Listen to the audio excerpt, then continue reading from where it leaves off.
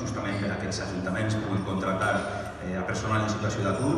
De fet, hem incrementat en 200.000 euros la seva partida respecte al pressupost del 2018 i crec que la demostració que és un èxit és que 132 municipis de 135 de la nostra província s'han adherit a aquest pla.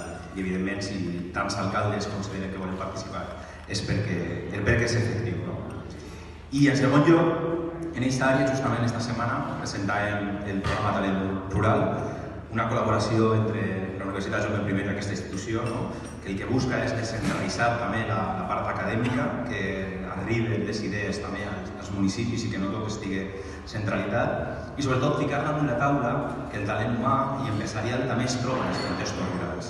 I hem d'acompanyar la joventut justament en el procés de que puguen trencar aquests estereotips, de que puguen conèixer de prop els municipis i la capacitat emprenedora d'aquests municipis, justament per a que puguem fer projectes vitals i professionals en l'interior, perquè, com hem dit abans, aconseguir feina és la millor manera de garantir, de lluitar contra el despoblament.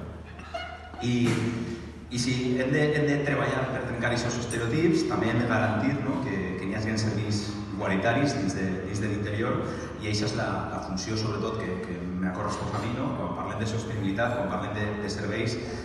Abans li diem serveis bàsics, i jo crec que aquesta pandèmia ens ha ensenyat que són serveis essencials que se necessiten per a que puguen funcionar els nostres municipis i per a poder garantir la qualitat de vida en... Els socialistes de la província, però jo voldria recordar-me, sé que parlar d'una persona és, però simbolitzar aquest socialisme castellà en tres persones. Una és el nostre secretari general provincial, l'Ernest Blanc, que va creure en aquesta nova diputació i va lluitar per anar endavant. L'alcaldessa d'esta ciutat, Amparo Marco, sempre els presidents de les diputacions d'Ariel Segur de Castelló, i Amparo Marco va tindre clar que era el moment dels alcaldes o alcaldesses dels pobles menuts, i la seva confiança va ser fonamental. Jo sabeu que soc de Sueras, i Sueras és Partit Judicial de Llucena, i en el Partit Judicial de Llucena se tenia que guanyar el diputat, i se va guanyar per Alcora.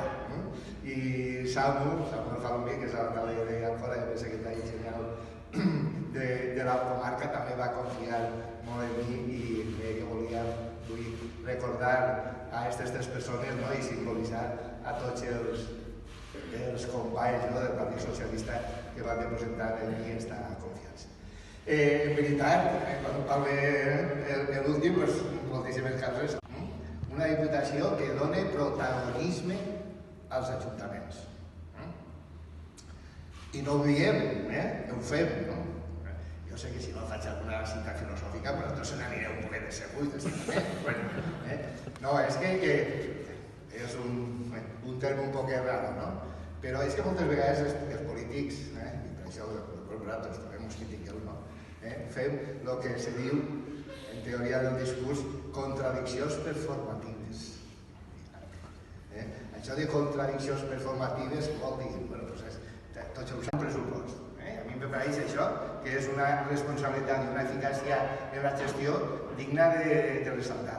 Un pressupost que en el seu moment, ho vam dir, era un pressupost que per un costat era 148, quasi 149 milions, 3,9 milions més, i un pressupost, el que us deia de contradicció performativa, un pressupost claríssimament municipalista. Ahir hi ha 45 milions en distintes partides per al desenvolupament rural, els 18 milions, els 12 del Pla 75 més els de fons de cooperació, que ja no vull tornar a entrar, ja ho han dit, però tot el que s'ha fet, i a més dels fons de cooperació, que és per primera vegada.